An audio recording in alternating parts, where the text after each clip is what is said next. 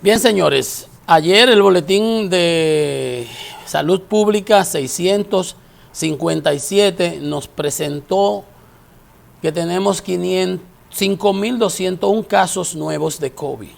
5.201 casos. El día previo teníamos 3.800. El día anterior 2.700. El previo a ese 2026. Llámese hasta los números. Miren ustedes, 2026, 2.800, 3.800, 5.200. Es por carreta. Por carreta. Entonces, 5.201 casos, se hicieron 19.000 muestras, los centros abarrotados, la gente haciéndose las muestras, porque el gripe, la influenza, el COVID junto, la gente COVID. Atiéndase como si usted tiene COVID y busque las pastillas que se están recetando y bébasela. Entonces, tenemos una positividad de 43%, es 43, 44, 46, horripilante la situación. Horripilante, tenemos casi 20.000 casos activos de COVID. Acuérdense que en octubre ya habíamos bajado, ¿cuándo? Los otros días, que en octubre, en diciembre, cuando estábamos en 3.000, que yo decía que no me cuadran los números, pero bueno, si son 3.000, son 3.000. 19.600 casos y subiendo la hospitalización. Tenemos 572 pacientes para un 25%. Acuérdense que eso estaba en 2 y 13. En UCI 164 pacientes para un 28% y ventilados 105 pacientes para un 22%. Eso eran cifras que estaban en 10, en 2, en 12, en 13.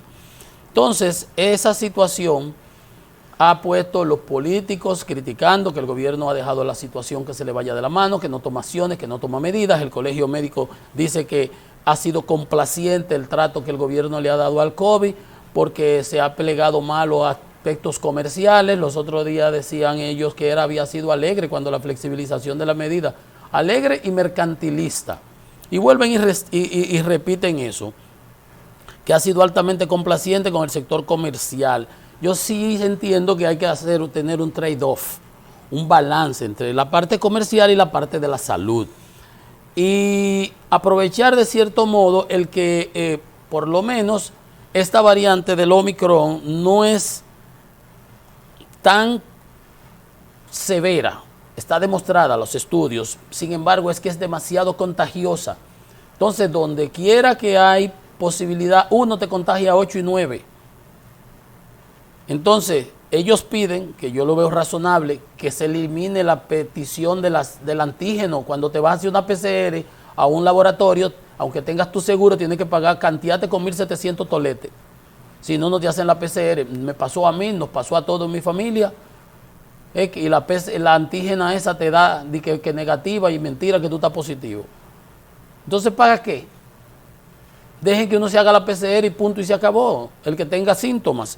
Entonces dicen los médicos que los centros de salud están al borde del colapso, por los médicos afectados, por las enfermeras afectadas, y que los que están laborando están hasta aquí, no aguantan. Entonces piden, sí, en cierta medida, que deben pedirse la tarjeta de vacunación donde quiera.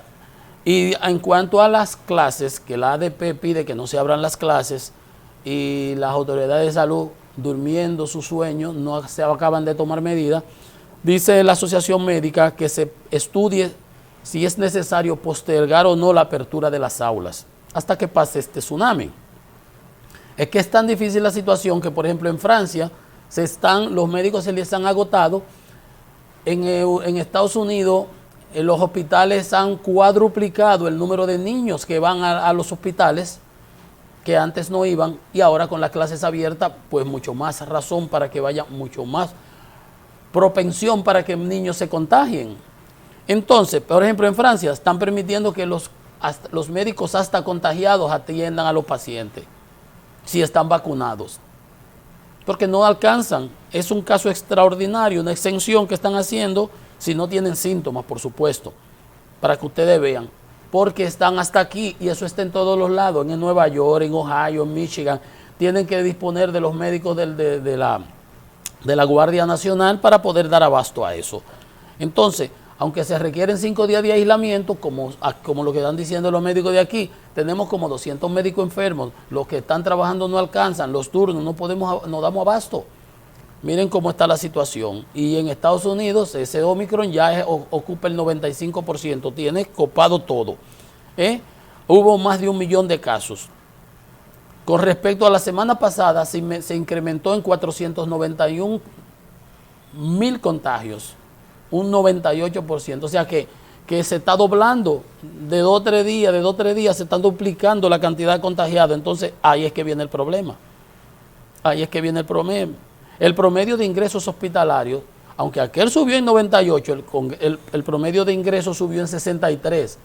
Pero que 63 es una cifra horrible, obscena. 14.800 personas diarias hospitalizadas, diarias, por día. Porque es que el universo de personas que se están contagiándose es extremadamente alto. No es que el Omicron ni es leve, no es severo.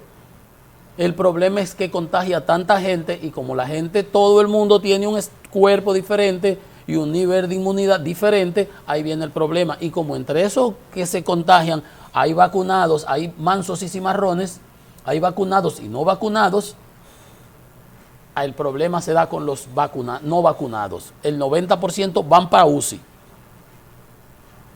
Y me decía uno, ¿dónde dijo? Sí, eso lo dicen los estudios. Se acaban de hacer estudios en Texas que las personas que necesitan más hospitalización son las que fueron las que no están vacunadas. Y se necesita menos hospitalización que en las oleadas anteriores, pero la cantidad de personas que vienen en esta oleada, que no es oleada, es un tsunami. Ese es el punto. Entonces, también que esas variantes permiten que aparezcan otras variantes. Ya está la que se determinó en la Universidad de Marsella, el Instituto de la Salud de Marsella, la IHU. Ya le puse yo IHU. Entonces, ese es un tema. Entonces, aquí no acabamos de tomar decisiones. Las escuelas, que si van a abrir, que si no van a abrir. El Ministerio de Salud, el Ministerio de Educación, en un limbo. La ADP dice que se suspenda, que se pospongan, que se aguanten. En Chicago los maestros se fueron a la huelga. Aquí, por ejemplo, para que ustedes vean, las universidades salen adelante. Las universidades volvieron a la docencia virtual. Tienen más conciencia. Aquí están la gente que sabe lo que está pasando. Las universidades tienen todas que mostrar su tarjeta de vacunación, uso de mascarilla, higienización en las manos y en las aulas. Sin embargo, por ejemplo, INTEC dijo que se va a completar este cuatrimestre de manera virtual. La Madre Maestra, igualito. La Pedro Enrique Sureña, la UNFU, también. La Iberoamericana estaba haciendo la modalidad compartida, virtual de presentación, porque hay que a veces laboratorios y hay cosas que hay que presentarse. Eso se va a manejar. La Católica y la UAS todavía no ha decidido qué modalidad. La UAS está igualita que el sector público, como siempre. No se deciden con las escuelas. ¿Qué se va a hacer? Los colegios tienen sus protocolos. Los colegios están dando clases desde siempre. Desde que el Ministerio de Educación estaba pensando cómo lo iba a hacer, ya ellos llevaban 2 meses dando clases en modalidad virtual. ¿Qué se va a hacer? Entonces, las autoridades, miren aquí como las universidades salen adelante. No se duermen, no. ¿Qué es más fácil que se contagie un niño en una escuela que unos estudiantes universitarios en las aulas? Uno diría, bueno, los niños, porque son los estudiantes somos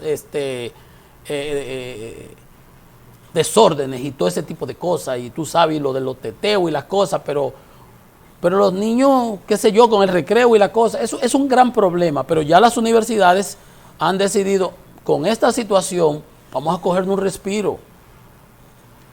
Vamos a cogernos un respiro, porque lo más probable es que esto se generalice, profesores, estudiantes, y están los comercios y los centros de trabajo afectados. Ya el sector público está trabajando con personal reducido por voluntad del Ministerio de Administración Pública, pero también porque la gente se enferma. Donde hay un enfermo, ahí se informó todo el mundo, prácticamente. Por eso era que decíamos que cuando se iba a un restaurante, que se le pidiera la bendita tarjeta, que si uno está y hay 20 comensales y a todos nos pidieron la tarjeta y todos nos hemos vacunado, al menos tenemos la certeza de que todo lo que estamos ahí, si tenemos alguna carga viral, va a ser mínima.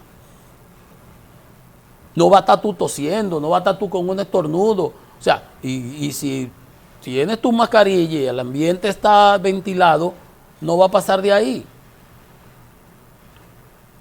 Entonces, miren ustedes cómo las universidades salen adelante y deciden volver a la docencia virtual. Y las autoridades, tanto del Ministerio de Educación como de Salud Pública, no acaban de ponerse de acuerdo y tomar una decisión. ¿Cómo es que lo van a hacer? Si van a permitir que los colegios sigan como están, su virtualidad, o hacer un híbrido, o cómo lo hagan, o 2 días, o 2 o 3 días, no sé, con sus protocolos. Si en el sector público se va a volver al esquema anterior, ok. Pero la realidad es que tenemos realmente un brote fuerte que uno pudiera decir que va empezando, que va por la mitad, que no sabemos. No sabemos. Lo único que se sabe, según los estudios, es que la variante Omicron no es tan severa como las anteriores, que no vamos a tener la cantidad de muertes, pero vamos a tener una gran cantidad como quiera, porque si hay que hospitalizar y hay que atenderlos, complicado, porque es que todos los organismos son diferentes. Entonces las autoridades deben ser más proactivas y salir adelante y no estar reaccionando permanentemente. Dice un análisis de los pacientes en Houston, dice, les leo, dice, es menos probable que alguien infectado con Omicron necesite tratamiento hospitalario, menos probable que alguien que tenga una de las versiones anteriores. O sea, el Omicron te mete menos al hospital que el anterior, eso es bueno. En un análisis en Houston dice, los pacientes de Omicron tenían solo alrededor de 1/3, 30% de probabilidad de necesitar hospitalización. Ve, pero un 30%. Ahora, ¿en qué magnitud se están contagiando ahora las personas comparadas con el esquema anterior? 100%. Imagínate. Imagínate. Entonces, ahí está. Las hospitalizaciones están aumentando porque es tan contagioso que ha provocado una explosión de los casos. Y ese es el temor que yo veo con relación a las escuelas. Y la experiencia que se está viviendo en los Estados Unidos. En los Estados Unidos, al día de ayer, no he visto hoy la prensa de hoy ya estaba muy con lo de la celebración del 6 de la toma del Congreso, estaba muy enfocada en eso, pero antier les decía, el promedio de niños hospitalizados por día, niños en Estados Unidos, es de 500. De 500. Y los hospitales más grandes, los más grandes de Estados Unidos, ya habían cuadruplicado la cantidad de niños hospitalizados. Entonces, cuando un niño le cae enfermo a un papá, que en las casas, que no hay padre, pero cuando un niño le cae enfermo a un papá, ni va el niño a la escuela, ni va el papá al trabajo. ¿O no es así? No es igual que en la universidad. El muchacho se puede quedar en la casa, viendo, trabajando por computador y sus cosas, pero los muchachitos hay que estar con la supervisión y todo ese tipo de cosas, y si se enferman los niños es más difícil la cosa. Yo lo que le animo a las autoridades es que sean más proactivos y miren a ver y hagan su relación beneficio-costo de cómo van a actuar. Ya las universidades han salido adelante y han decidido que se va a volver a la virtualidad hasta que esto pase. En unos casos la manera híbrida, la mezcla, para no mantener la parte de los aforos, si puede operar con la mitad del personal, con un tercio, un 30%. No sé, lo que pueda hacerse, pero hay que tratar de evitar que esto nos desarticule todo el sistema sanitario de la República Dominicana. Vamos a hacer una pausa, amigos. Venimos en breve con más. Esto es Economía y Mercado.